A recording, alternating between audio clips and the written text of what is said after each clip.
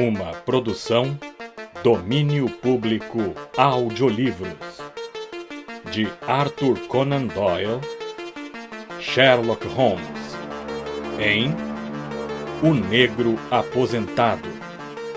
Narração Jaime Maciel. Antes de começar o vídeo, curta, compartilhe e caso ainda não seja inscrito no canal, clique no botão Inscreva-se. Quer ouvir mais histórias de Sherlock Holmes? Confira nossa playlist. Aproveite o audiolivro. Naquela manhã, Sherlock Holmes estava predisposto à melancolia e à filosofia. Sua natureza prática e viva era sujeita a reações desse tipo. Você o viu? Ele perguntou. Você se refere ao velho que acabou de sair? Justamente. Sim, encontrei-o na porta. O que achou dele? Uma criatura patética, inútil e alquebrada. Exatamente, Watson. Patética e inútil. Mas a vida não é toda ela patética e inútil? A história dele não é um microcosmo do todo? Nós estendemos a mão, nós agarramos, e no final, o que é que fica em nossas mãos? Uma sombra. Ou pior do que uma sombra, a miséria. Ele é um dos seus clientes? Bem, acho que eu possa chamá-lo assim. Ele foi mandado pela Scotland Yard. Exatamente como os médicos às vezes mandam os seus doentes incuráveis a um curandeiro. Eles argumentam que não podem fazer mais nada e aconteça o que acontecer, o paciente não poderá ficar pior do que já está. E qual é o problema? Holmes pegou na mesa um cartão um tanto sujo. Josiah Amberley. Ele afirma que era o sócio minoritário de Brickfall e Amberley, fabricantes de materiais artísticos. Você verá o nome deles impressos em caixas de tinta. Ele ganhou uma boa quantidade de dinheiro, retirou-se dos negócios aos 61 anos, comprou uma casa em Levison e parou para descansar após uma vida de incessante trabalho pesado. Poderíamos achar que o futuro dele estava assegurado de forma razoável. Sim, realmente. Holmes olhou de relance para algumas anotações que ele havia rabiscado nas costas de um envelope. Aposentou-se em 1896, Watson. No início de 1897, casou-se com uma mulher 20 anos mais nova. Uma mulher bonita também, se é que a fotografia não lhe aumenta a beleza. Uma renda suficiente, uma esposa e tempo para o lazer. Parecia que diante dele havia uma estrada reta. Mas, 2 anos depois, ele está, como você viu, tão alquebrado e miserável quanto qualquer criatura que se arraste sob o sol. Mas o que aconteceu? A velha história, Watson. Um amigo traiçoeiro e uma esposa volúvel. Parece que Amberley tinha um passatempo predileto, o jogo de xadrez. Não muito longe dele, em Levison, mora um jovem médico que também é jogador de xadrez.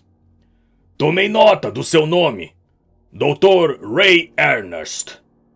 Este médico estava frequentemente na casa e uma intimidade entre ele e a senhora Amberley era uma consequência natural, pois você precisa admitir que o nosso infeliz cliente possui poucos encantos exteriores, independentemente de suas virtudes interiores.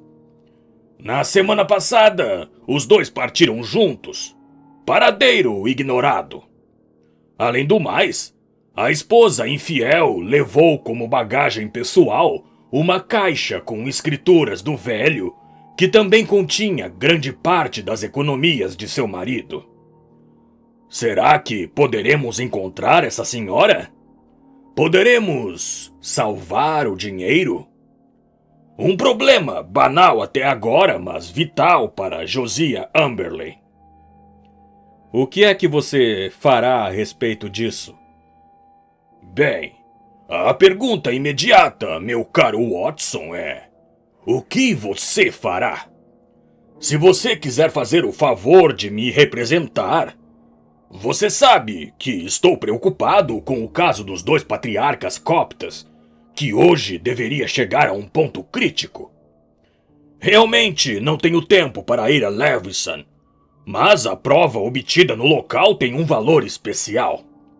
O velho estava insistindo muito para que eu fosse, mas expliquei-lhe o meu problema. Ele está disposto a encontrar-se com um representante meu. Sem dúvida, respondi. Confesso que não sei como poderei ser útil, mas quero fazer o melhor que puder.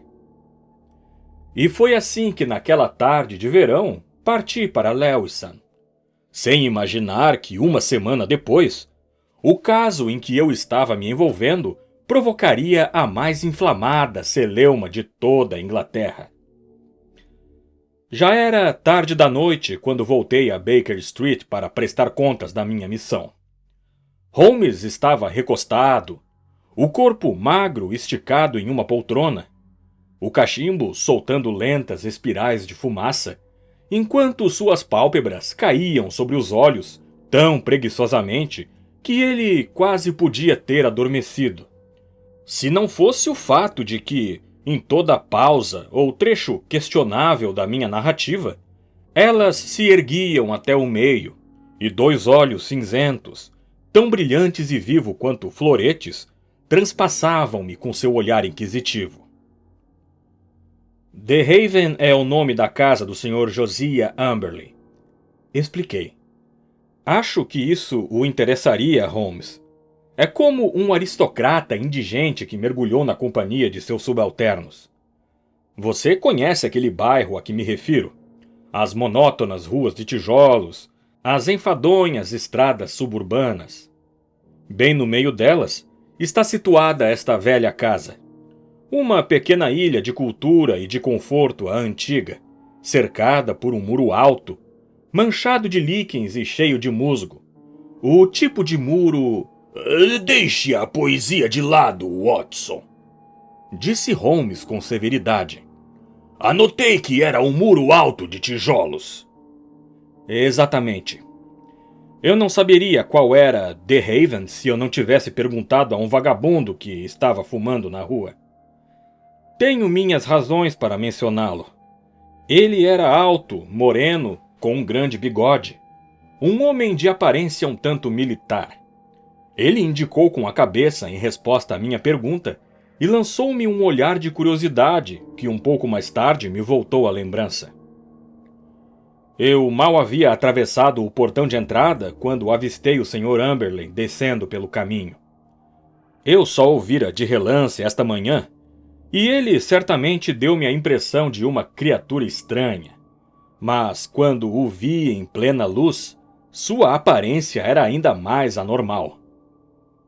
É claro que eu o observei, e contudo, estou interessado em saber a sua impressão, disse Holmes. Ele me pareceu um homem oprimido por precauções. Suas costas estavam curvadas, como se ele carregasse um fardo pesado. Mas não era a criatura fraca que eu havia imaginado no início, porque seus ombros e o peito têm a estrutura de um gigante, embora sua figura vá se afunilando, terminando num par de pernas compridas e magras. O sapato esquerdo enrugado, o direito esticado. Não observei isso. Não, você não o faria. Observei sua perna artificial, mas prossiga. Fiquei impressionado com os anéis encrespados de seu cabelo grisalho, que apareciam sob o chapéu de palha velho. Seu rosto com uma expressão feroz e suas feições de traços muito marcados. Muito bem, Watson. O que ele disse? Ele começou a despejar a história de suas mágoas. Caminhamos juntos pelo passeio, e é claro que observei bem tudo em volta. Nunca vi um lugar tão mal cuidado. O jardim estava completamente abandonado, dando a impressão de completa negligência, que permitiu que as plantas seguissem o caminho da natureza e não o caminho da arte. Como uma mulher decente poderia tolerar esse estado de coisas, eu não sei. A casa também estava desmanzelada até o último grau, mas o pobre homem parecia ciente disso e estava tentando remediar a situação, porque havia um grande pote de tinta verde no meio do saguão e ele estava carregando uma brocha grossa na mão esquerda. Ele estivera trabalhando no madeirame. Ele me levou ao seu sujo refúgio e tivemos uma longa conversa. Naturalmente, ele estava desapontado pelo fato de você não ter ido. Eu não esperava, ele disse, que um indivíduo tão humilde como eu, principalmente após o meu pesado prejuízo financeiro, pudesse obter a atenção total de um homem tão famoso quanto Sherlock Holmes. Assegurei-lhe que a questão financeira não existia. Não, é claro, com ele é arte pelo amor à arte, ele disse. Mas mesmo do lado artístico do crime, ele poderia ter encontrado aqui algo para investigar. E a natureza humana, Dr. Watson, a terrível ingratidão de tudo isso. Quando foi que eu recusei algum pedido dela? Alguma mulher já foi tão mimada? E aquele rapaz, ele poderia ter sido meu próprio filho. Ele tinha livre entrada em nossa casa. Entretanto, veja como eles me trataram. Oh, Dr. Watson, este mundo é terrível, terrível! Este foi o estribilho de suas queixas durante 1 hora ou mais. Parece que ele não suspeitava de um amor ilícito. Eles moravam sós, a não ser por uma criada que vinha de manhã e ia embora às 6 horas. Naquela noite, o velho Amberley, querendo agradar a sua mulher, havia adquirido 2 lugares na galeria superior do Teatro Haymarket. No último momento, ela queixou-se de dor de cabeça e não quis ir. Ele foi só. Parece não haver nenhuma dúvida quanto a esse fato, pois ele apresentou o bilhete que trouxera para sua esposa e que não foi usado. Isso é estranho, muito estranho, disse Holmes, cujo interesse pelo caso parecia estar aumentando. Por favor, continue, Watson. Acho sua narrativa interessantíssima. Você examinou pessoalmente este bilhete? Você por acaso não anotou o número? Acontece que anotei. Respondi com orgulho. Por acaso era o meu antigo número da escola, 31, e ficou gravado na minha cabeça. Excelente, Watson! Então a cadeira dele era 30 ou 32? Perfeitamente. Respondi um tanto perplexo. E na fila B? Isso é bastante satisfatório. O que mais ele lhe contou? Ele mostrou seu quarto forte, como ele o chama. É realmente um quarto forte, como um banco, com porta de ferro e uma de madeira, à prova de ladrão, como ele afirmou. Mas parece que a mulher tinha uma duplicata da chave, e os dois juntos tinham carregado umas 7.000 libras, em dinheiro, e obrigações da dívida pública. Obrigações da dívida pública? Como eles poderiam vender estas obrigações? Ele disse que dera à polícia uma lista e esperava que elas não fossem vendáveis.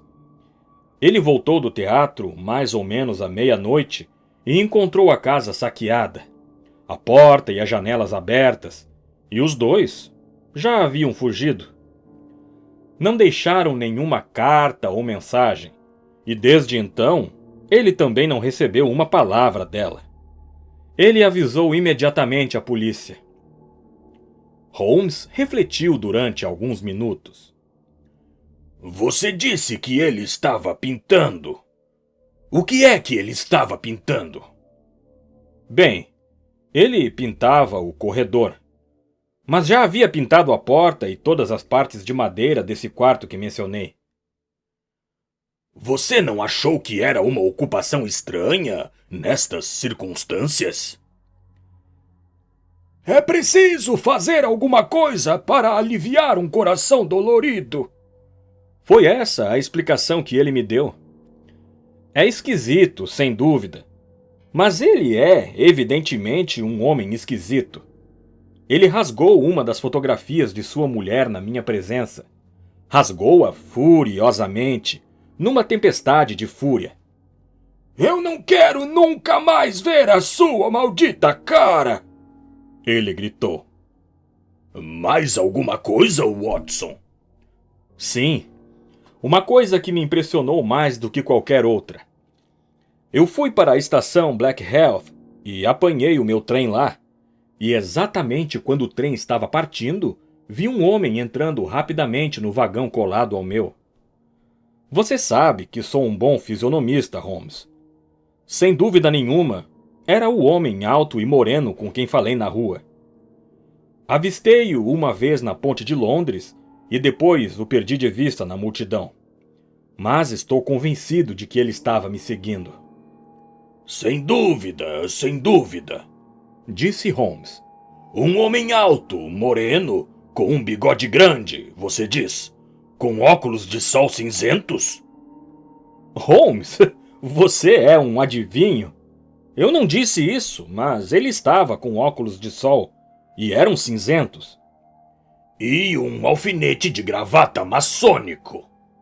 Holmes! Muito simples, meu caro Watson. Mas vamos tratar de coisas práticas. Devo admitir que o caso, que me parecia tão absurdamente simples, que nem valia a pena eu perder meu tempo com ele, está assumindo rapidamente um aspecto muito diferente. É verdade que, embora em uma missão você tenha deixado passar todas as coisas importantes, até mesmo as coisas que se impuseram à sua atenção deram origem a graves reflexões. O que foi que eu deixei escapar? Não se ofenda, meu caro. Você sabe que sou muito impessoal. Ninguém teria feito melhor. Alguns, possivelmente, não tão bem. Mas, de fato, você perdeu alguns pontos fundamentais. Qual é a opinião dos vizinhos sobre Amberley e sua mulher? Isto é muito importante. E quanto ao Sr. Ernest? Era ele o jovial lotário que se poderia esperar? Com suas vantagens naturais, Watson, toda mulher é sua auxiliar e sua cúmplice. E a moça do correio, ou a mulher do quitandeiro? Posso imaginar você cochichando ternas banalidades no ouvido da moça no Blue Anchor e recebendo em troca informações concretas. Tudo isso você deixou de fazer. Isto ainda pode ser feito? Já foi feito. Graças ao telefone e à ajuda da Scotland Yard, geralmente consigo obter aquilo de que necessito sem sair deste quarto. Na verdade, minha informação confirma a história do homem. Ele tem fama no local de ser um marido tão avarento quanto intratável e exigente. Que ele tinha uma grande soma de dinheiro naquele quarto forte é verdade. Também é verdade que o jovem Dr. Ernest, um homem solteiro, jogava xadrez com Amberley e provavelmente fez-se de tolo com a mulher dele. Tudo isto parece muito simples e seria possível pensar que não há mais nada a ser dito. Mas... onde está a dificuldade? Na minha imaginação, talvez. Bem, deixe isso de lado, Watson. Vamos fugir desse enfadonho mundo de trabalho diário e ouvir música. Karina canta esta noite no Albert Hall, e nós ainda temos tempo para nos vestir, jantar e nos alegrar. De manhã, levantei-me cedo, mas algumas migalhas de torradas e 2 cascas de ovos vazias indicaram que meu amigo levantara-se mais cedo ainda. Encontrei um bilhete rabiscado na mesa. Caro Watson, há 1 ou 2 pontos que eu gostaria de esclarecer com o Sr. Josiah Amberley. Depois que eu tiver feito isso, poderemos desistir do caso. Ou não. Eu só lhe pediria para estar disponível por volta das 15 horas, porque talvez eu precise de você. S.H. Não vi Holmes o dia inteiro, mas na hora marcada ele voltou, grave, preocupado e distante. Nessas ocasiões era melhor deixá-lo sozinho. Amberley já esteve aqui? Não. Ah, eu estou aguardando. Ele não ficou desapontado, porque pouco depois o velho chegou com uma expressão muito intrigada e preocupada. Recebi um telegrama, Sr. Holmes. Não consigo entender. Ele entregou o telegrama ao detetive, que o leu em voz alta. Venha imediatamente, sem falta. Posso dar-lhe informações quanto à sua recente perda. Elman ou Vicariato. Despachado de Little Purlington às 2:10 da tarde, disse Holmes. Little Purlington fica em Essex, e acho não muito longe de Frinton. Bem, é claro que o senhor partirá imediatamente. Este telegrama, evidentemente, é de uma pessoa responsável, o vigário do lugar. Onde está a minha lista telefônica? Sim, aqui está ele. J.C. Elman, M.A., morando em Moonsmore, esquina de Little Purlington. Veja o horário dos trens, Watson. Às 5:20 da tarde, sai um da estação de Liverpool Street. Excelente! O melhor que você faz é ir com ele, Watson. Ele pode precisar de ajuda ou de conselho. Evidentemente, chegamos a uma crise neste assunto. Mas nosso cliente não parecia nem um pouco ansioso por partir. É completamente absurdo, Sr. Holmes. Ele disse. O que esse homem pode saber a respeito do que aconteceu? É perda de tempo e de dinheiro. Ele não lhe teria telegrafado se não soubesse de alguma coisa. Telegrafe imediatamente avisando que o senhor está a caminho. Acho que não irei.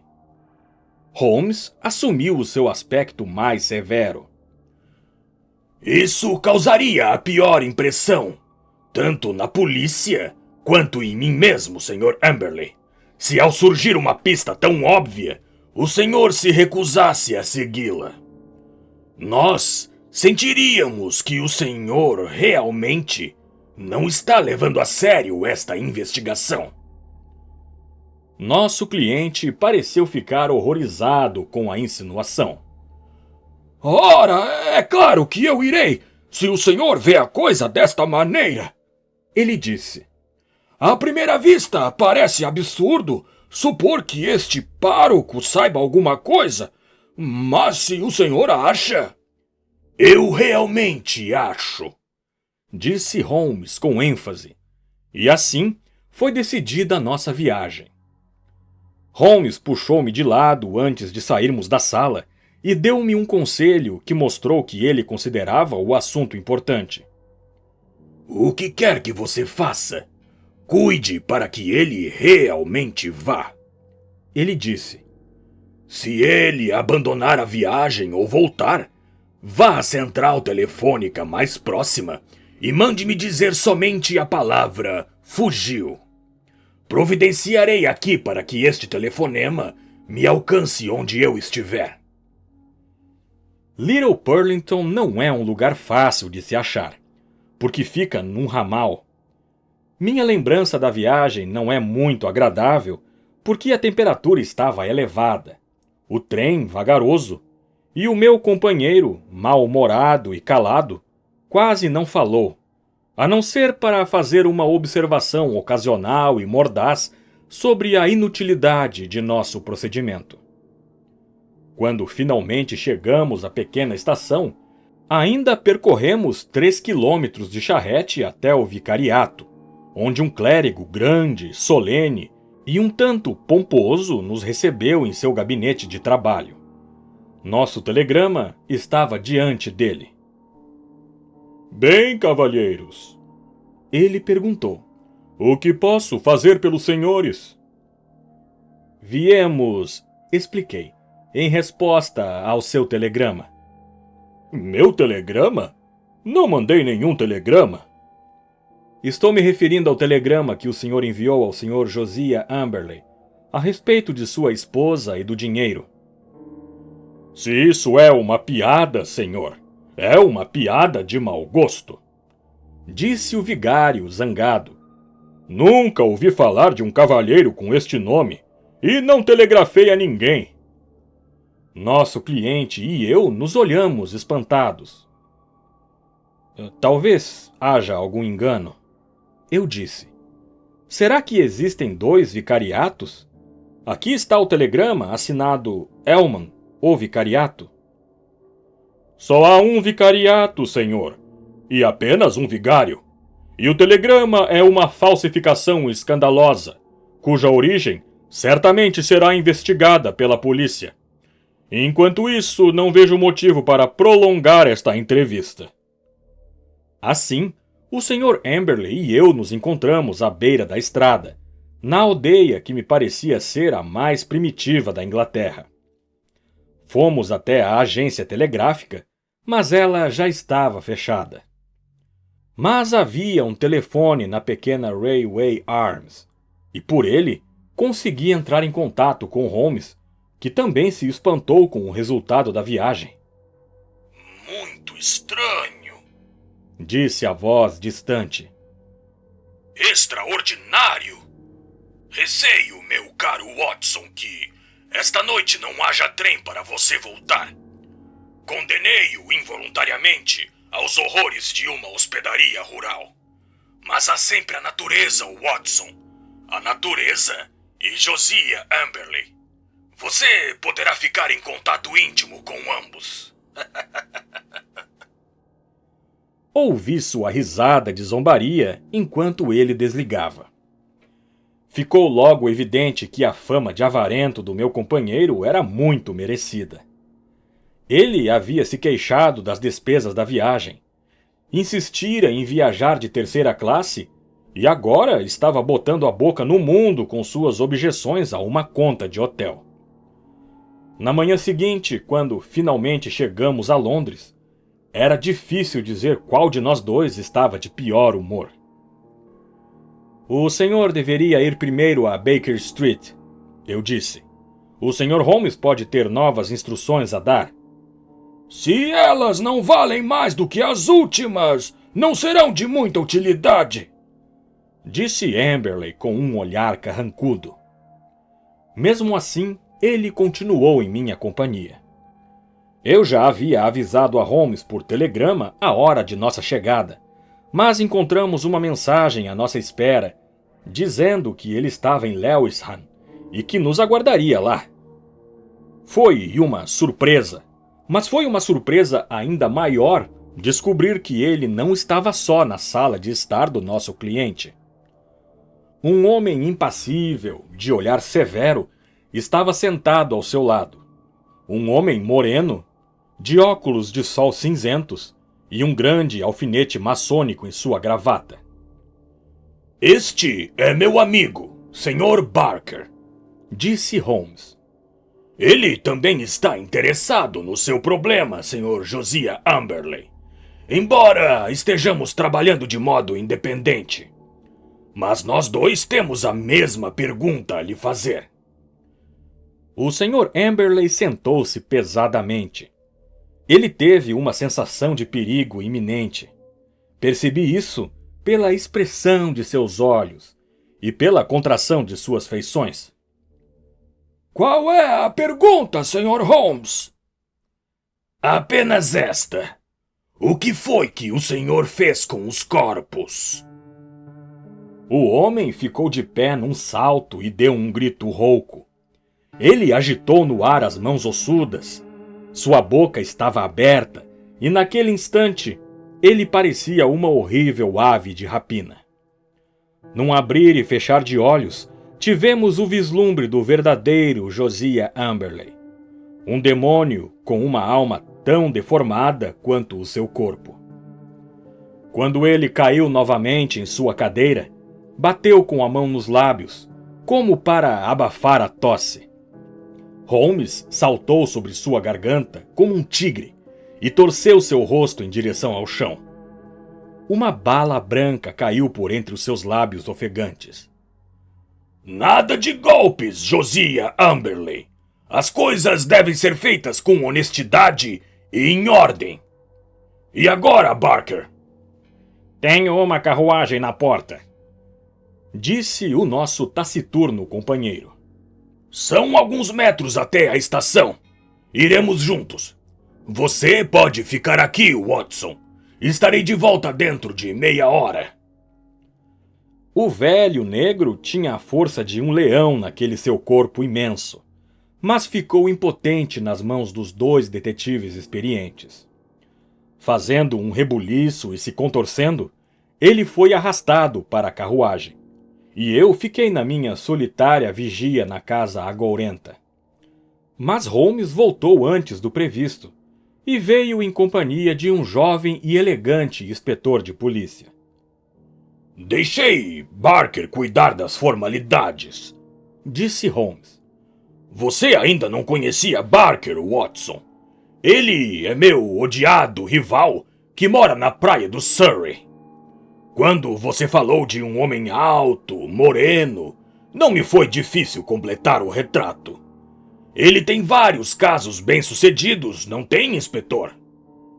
Ele realmente interferiu algumas vezes. O inspetor respondeu com reserva. Os métodos que ele usa, sem dúvida, são irregulares, como os meus próprios. As irregularidades às vezes são úteis, não é? Você, por exemplo, sendo obrigado a avisar que tudo o que o acusado disser pode ser usado contra ele, jamais poderia ter blefado com este velhaco, obrigando-o a fazer praticamente uma confissão. Talvez não, mas teríamos chegado lá de qualquer maneira, Sr. Holmes. Não pense que não tínhamos nossas próprias opiniões a respeito desse caso e que não teríamos agarrado o homem. O senhor perdoará por nos sentirmos melindrados quando o senhor entra no caso com métodos que não podemos usar, e assim roubando-nos o crédito. Não haverá este roubo, McKinnon. Garanto-lhe que daqui por diante vou sumir. E quanto a Barker, ele não fez nada, a não ser aquilo que eu lhe disse. O inspetor pareceu bastante aliviado. É muita generosidade de sua parte, Sr. Holmes.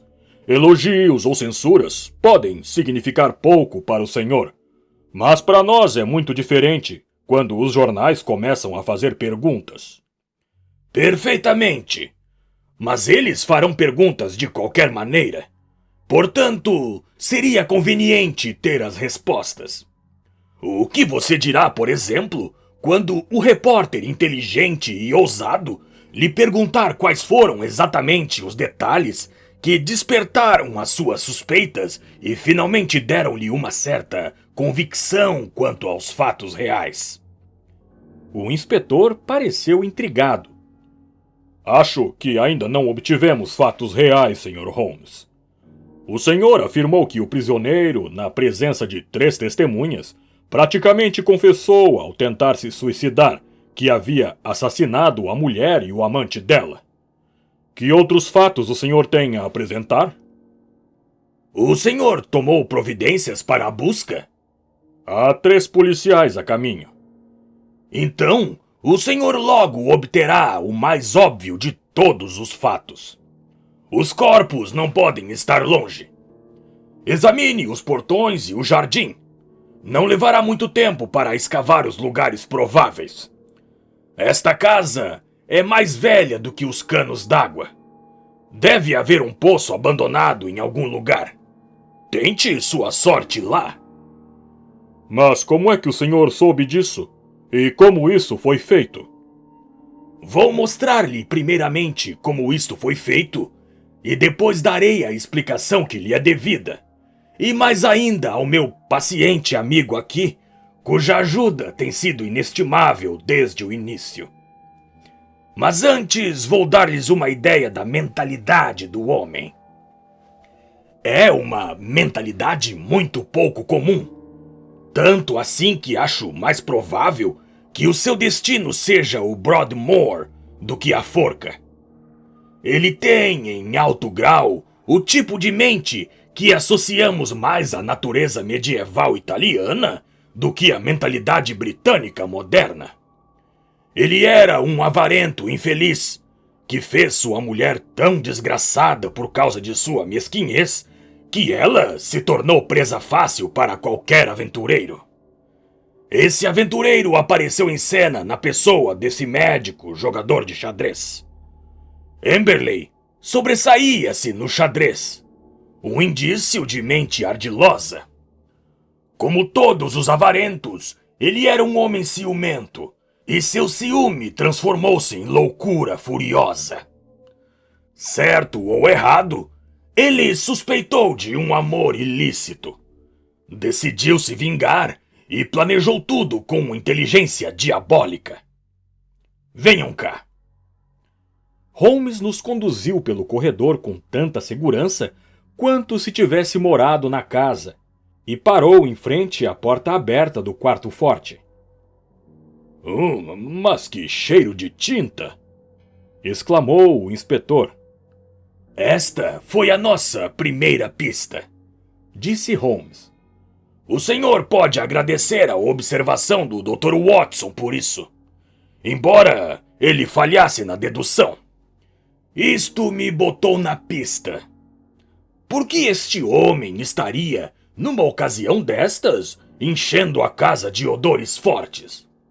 Obviamente para encobrir outros cheiros que ele quisesse disfarçar. Algum cheiro criminoso que despertasse suspeitas. Então veio a ideia de um quarto, como os senhores estão vendo aqui, com a porta de ferro e uma de madeira. Um quarto hermeticamente fechado. Juntem esses dois fatos, e onde eles nos conduzem? Eu só poderia confirmar isso examinando pessoalmente a casa. Já tinha certeza de que o caso era grave, porque observara o quadro dos lugares vendidos na bilheteria do Teatro Haymarket, outro alvo do Dr. Watson, e verificara que nem a cadeira 30, nem a 32 da fila B da galeria superior haviam sido ocupadas naquela noite. Portanto, Amberley não estivera no teatro, e seu álibi caiu por terra. Ele cometeu um erro feio quando permitiu que o meu astuto amigo visse o número da cadeira comprada para a sua mulher. Então surgiu a pergunta: como eu poderia inspecionar a casa? Enviei um agente meu à aldeia mais impraticável que pude imaginar e fiz o homem ir lá numa hora em que seria impossível para ele voltar no mesmo dia. Para evitar qualquer imprevisto, o Dr. Watson o acompanhou. O nome do bondoso vigário tirei naturalmente da lista telefônica. Está claro para vocês? É magistral, disse o inspetor numa voz reverente. Não havendo perigo de ser interrompido, passei a arrombar a casa. O arrombamento sempre foi para mim uma profissão alternativa. Se eu tivesse querido adotá-la, e não tenho dúvida de que eu me tornaria um dos melhores. Observem o que descobri. Vocês estão vendo o cano de gás aqui, ao longo do rodapé? Muito bem. Ele sobe no canto da parede e há uma torneira aqui. O cano corre para dentro do quarto forte, como os senhores podem ver, e termina naquela rosácea de gesso, no centro do teto, onde fica escondido pela ornamentação. O final do cano é bem aberto. A qualquer momento, abrindo a torneira do lado de fora, o quarto poderia ficar cheio de gás. Com a porta de madeira e a de ferro fechadas, e a torneira completamente aberta, eu não daria 2 minutos de consciência a qualquer pessoa trancada naquele quarto. Com que estratagema diabólico ele os fez cair na armadilha, não sei. Mas uma vez dentro do quarto, eles estavam à sua mercê. O inspetor examinou o cano com interesse. Um dos nossos agentes mencionou um cheiro de gás. Ele disse, mas, naturalmente, na ocasião a janela e a porta estavam abertas e havia o cheiro de tinta. Ele começara o trabalho de pintura no dia anterior, de acordo com a sua história. Mas e depois, Sr. Holmes? Bem, então ocorreu um incidente que para mim foi um tanto inesperado. Eu estava entrando pela janela da copa ao amanhecer, quando senti uma mão na gola do meu casaco e ouvi uma voz que dizia: "Agora, seu patife, o que você está fazendo aqui dentro?" Quando consegui virar a cabeça, deparei com os óculos coloridos do meu amigo e rival, o Sr. Barker. Foi uma curiosa confraternização, e nós dois tivemos que rir. Parece que ele fora contratado pela família do Dr. Ray Ernest para fazer algumas investigações, e havia chegado à mesma conclusão quanto a uma traição. Ele havia observado a casa durante alguns dias e reconheceu o Dr. Watson como uma das pessoas mais obviamente suspeitas que visitaram o local. Ele dificilmente poderia ter prendido Watson, mas quando viu um homem subindo pelo lado de fora da janela da copa, acabou-se o seu impedimento. É claro que contei a ele em que pé estavam as coisas e continuamos juntos a investigação. Por que ele? Por que não nós? Porque era minha ideia fazer aquele pequeno teste que deu um resultado tão maravilhoso. Creio que vocês não teriam ido tão longe. O inspetor sorriu. Bem, talvez não. Entendi que o senhor prometeu sair agora do caso e que vai passar para nós todos os resultados que obteve. Certamente. Eu sempre agi assim. Bem, em nome da Scotland Yard eu lhe agradeço. Parece um caso simples do jeito que o senhor explicou. Quanto aos corpos, não deve haver dificuldade. Vou mostrar-lhes um pouco de evidência sinistra, disse Holmes. E tenho certeza de que o próprio Amberley nunca observou isto. O senhor obterá resultados, inspetor, colocando-se sempre no lugar do outro sujeito e pensando no que o senhor mesmo faria. Isto requer alguma imaginação, mas compensa. Agora, vamos fazer de conta que os senhores estavam trancados neste pequeno quarto. Não tinham nem 2 minutos de vida, mas queriam ajustar contas com o demônio que provavelmente zombava de vocês do outro lado da porta. O que vocês fariam? Escreveríamos uma mensagem. Exatamente! Vocês gostariam de contar aos outros como morreram? Não adiantaria escrever em papel. Isto seria descoberto. Se vocês escrevessem na parede, alguém poderia dar com os olhos no que vocês tivessem escrito. Agora, vejam aqui. Bem em cima do rodapé está rabiscado, com um lápis cor púrpura indelével, Isto é tudo. Como é que vocês interpretariam isso? Bem, isto está apenas a 30 centímetros do assoalho. O pobre diabo estava no chão, morrendo, quando escreveu isso. Perdeu os sentidos antes de conseguir terminar. Ele estava escrevendo "Nós fomos assassinados"? Foi assim que interpretei isto. Se vocês encontrarem um lápis indelével junto ao corpo... Procuraremos, e esteja certo. Mas aqueles títulos da dívida pública... Evidentemente não houve roubo nenhum. Mas ele tinha esses títulos, nós verificamos isso. Podem ter certeza de que ele os escondeu num lugar seguro. Quando a fuga da mulher já tivesse entrado para a história, ele os descobriria de repente e divulgaria que o casal culpado se havia compadecido dele e enviado de volta o que roubara ou o que havia abandonado no caminho. O senhor parece ter enfrentado todas as dificuldades, disse o inspetor. Naturalmente, ele foi obrigado a recorrer a nós, mas por que ele foi procurá-lo, não consigo entender. Pura pretensão, respondeu Holmes.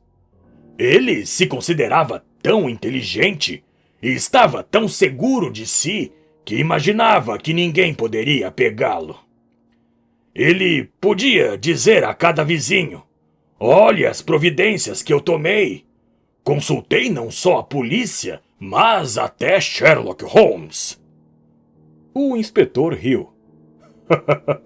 Devemos perdoá-lo pelo "até, Sr. Holmes", ele disse. É o trabalho mais bem feito de que consigo me lembrar. 2 dias depois, meu amigo mostrou-me a publicação quinzenal North Surrey Observer. Sob uma série de títulos inflamados que começavam com "O horror do Haven" e terminavam com "Brilhante investigação policial", havia uma coluna impressa que dava o primeiro relato completo do caso. O parágrafo final era típico do todo. Dizia o seguinte: a notável perspicácia com que o inspetor McKinnon deduziu, pelo cheiro de tinta, que algum outro cheiro, o de gás, por exemplo, podia ter sido dissimulado. A dedução ousada de que o quarto forte podia ser também a Câmara da Morte, e a subsequente investigação que levou à descoberta dos corpos, num poço abandonado, habilmente disfarçado por um canil, ficará na história do crime, como um exemplo da inteligência dos nossos detetives profissionais. Bem. McKinnon é um bom sujeito, disse Holmes com um sorriso tolerante. Você pode incluí-lo nos seus arquivos, Watson. Algum dia, a verdadeira história será contada. Fim.